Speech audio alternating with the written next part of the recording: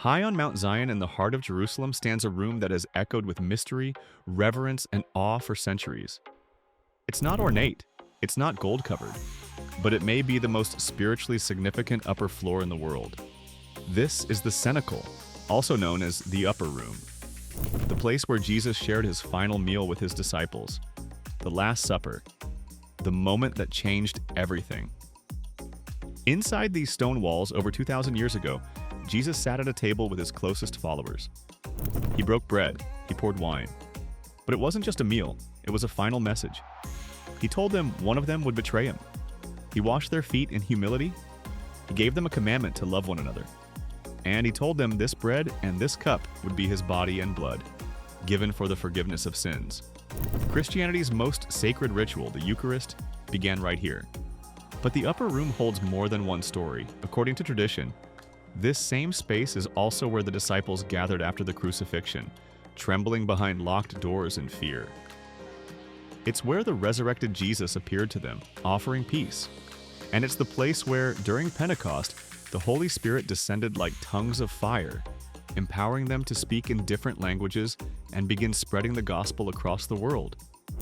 This single room is the origin point of two of the most important Christian events outside of the crucifixion itself: the institution of communion and the birth of the church.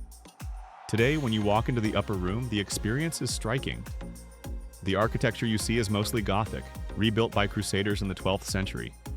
Arched stone ceilings, thick pillars, and stained windows let in gentle light.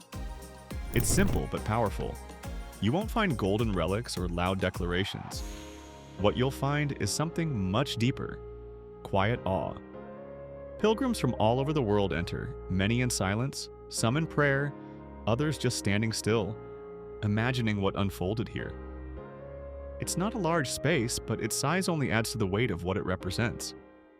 A modest table at the center sometimes marks the idea of that last gathering, though the original layout is unknown.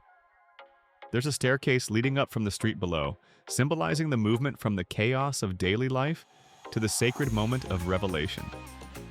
The walls have been touched by centuries of devotion, by hands that have come from every corner of the globe. The room itself has had a complex history. Over time, it has been used as a church, then a mosque during Ottoman rule, and now sits under the authority of Israel, but with access shared by Christian pilgrims. A small mihrab, an Islamic prayer niche, still remains, a testament to the centuries of cultural and religious layering that define Jerusalem. It's a space claimed and revered by many, yet quietly preserved for reflection. There's also something curious directly beneath the upper room, a tomb that tradition claims belongs to King David. While the evidence for this is debated, the symbolism is striking. David, the great king of Israel, honored below, and Jesus, often called the Son of David, honored above. Prophecy and fulfillment layered in the same structure. Standing in the upper room, it's impossible not to feel history pressing in from all sides. Whether you're a believer or a student of history, you're in a place that shaped the world. You're standing where the words, "This is my body," may have been spoken for the first time. Where betrayal was predicted. Where faith was tested. Where the church began. And yet, there's something intimate about it all. It wasn't a grand cathedral or temple. It was a rented upper room, simple, hidden, chosen not for glory, but for purpose.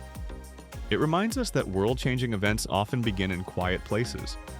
For anyone traveling to Jerusalem, the Cenacle isn't just a stop on the map, it's a personal journey.